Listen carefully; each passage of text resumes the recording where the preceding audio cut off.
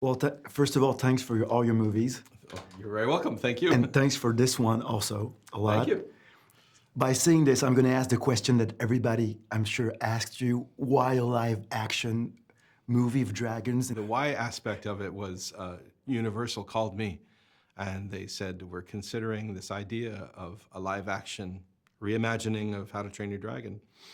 And my first response was a protective one, because I feel very proud of the animated movies, and I didn't want it to become like another live action remake where it loses its soul in translation. So I volunteered for the job. I knew I had not made a live action film, but I said, if you're really considering it, let me do it, because I can make sure that the wonder and the heart and the soul and the understanding of the characters in the world will be brought into the mix. So that was really the start. And have you learned from other live actions that came out these last years? Maybe things to avoid, or things to do better, maybe, or?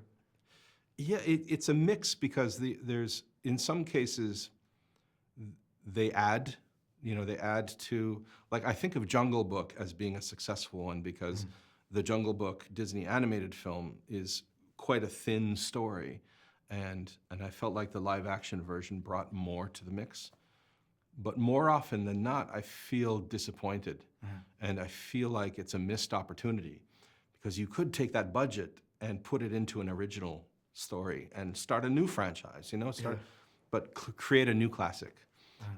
So in this case, I commend Universal Studios, because this is the first time they've hired the director of the animated film to do the live action. And for better or worse, I was going to try to bring only additive things to the mix. Keep what worked, what people loved about the original, but then find a way of deepening the characters or enriching the mythology, or really kind of making the action and the flying even more experiential. And that was my goal from the start. Have you seen Lilo and Stitch, the live action? No, Not yet. I haven't seen it. It's an interesting time, because Lilo and Stitch, obviously Chris Sanders and I, we wrote and we directed that film together.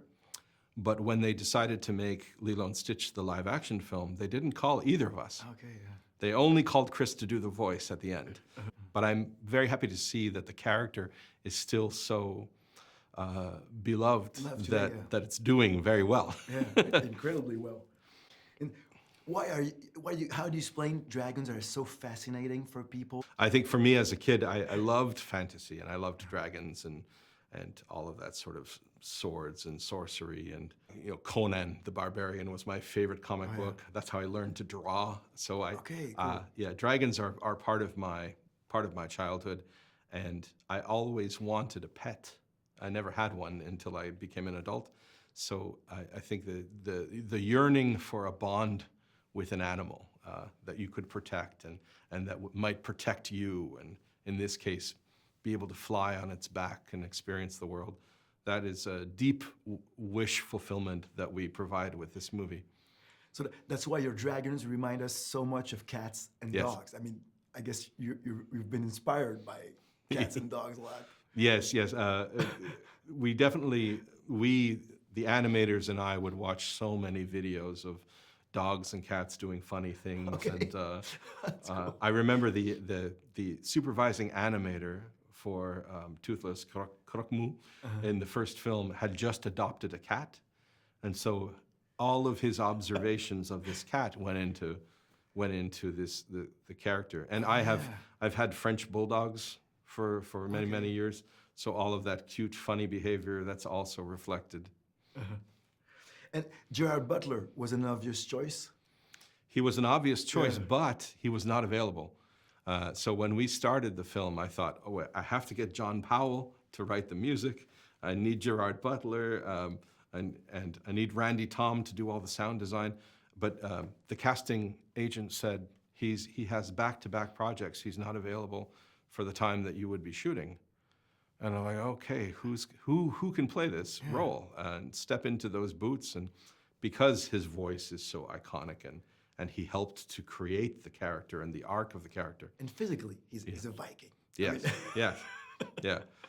But the actors' strike happened in 2023, and so projects got shifted in the schedule, and there was a window that opened up for Gerard Butler to do it. He had 8 weeks, and so we grabbed him and pulled him in, and of course, it feels like it was always meant to be because he's so amazing in the movie. And it's funny because he worked with Nico Parker's mom, like Yes. in Rock and Rolla, like 15, 17 years ago. Right. Yes. Years ago. Yeah. Amazing. And does AI like scares you? Well, AI is it is unsettling because you see how well it does things, and it's still developing. It's still getting better all of the time. But I think I'm just going to keep doing what I do for as long as I can before the machines replace us. That's a terrific mission. Well, thank you very much. Thank you. Thank you, sir.